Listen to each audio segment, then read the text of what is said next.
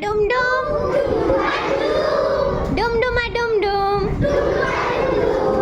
এসো এসো বন্ধুরা, আজ সবাই মিলে খেলি। খেলতে খেলতে জানবো মোরা হেড শোল্ডার বেলি। হেয়ার মানে চুল, আর হেড মানে মাথা। ফিঙ্গার হাতের আঙুল, আর ফুট পায়ের পাতা। আই মানে চোখ, আর ইয়ার মানে কান। খেলতে খেলতে সবাই মিলে করবো দারুণ ফান। লিপ মানে ঠোঁট, আর নোজ মানে নাক।